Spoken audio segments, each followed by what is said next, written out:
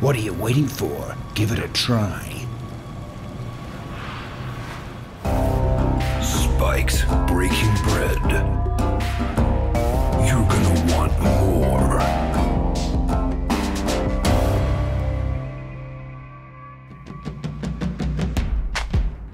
Hey guys, welcome back. Episode 12. What I'm going to show you guys today are two different sauces that I can't be without.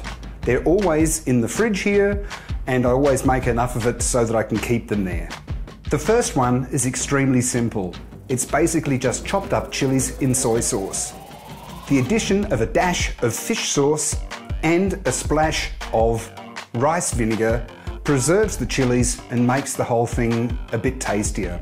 It's incredibly hot, very spicy, but I love to have it out on the table whenever we have Asian food or a barbecue. The next one is a Caribbean barbecue sauce, and that is one that you can put on just about any meat. So it's also one that I think you're really going to love because it's a little bit spicy, a little bit sweet, but fantastic. And one that once you've made it, you'll want to keep it in the fridge as well. So we'll get straight on to the ingredients. As I said, for the chili sauce, all we need are some chilies, some soy sauce that I've already got in a jar to keep it in later, a dash of fish sauce and a splash of white vinegar. As for the Caribbean barbecue sauce, that's based on soy sauce as well, but in addition we've got some lime juice to give it a bit of a zang, some chopped garlic, some honey and some sesame oil. Then we've got a bunch of coriander. Last week I was making some Thai food here and I had some coriander left over. So I thought before I throw it out, I'll make this sauce today with it, and there I've picked out the best bits. The roots are left on because you can chop those up and use them in there as well. Then I've got some ginger to chop up. I've got one chili to give it a bit of hotness and 2 lemongrass stems. The first step is to just chop up the coriander, the ginger, the chili and the lemongrass. We'll put it in a blender and off we go.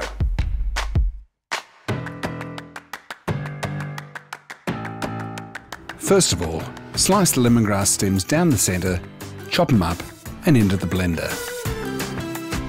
Chop up the chili and into the blender. Finely dice the ginger and into the blender. Getting a bit monotonous, but chop up the coriander, including the roots, and as you guessed, into the blender. Throw in the garlic, add the soy sauce, and blend it. Put that back into the pot, add the lime juice,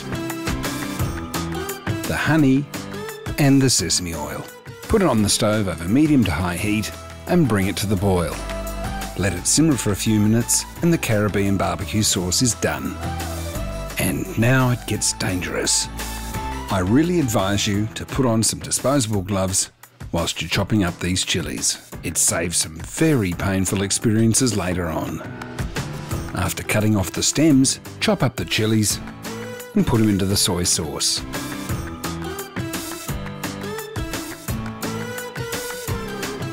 And our preserved chilies are nearly finished.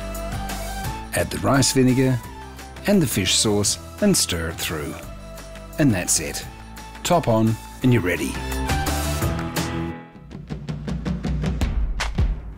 Well, there you have it.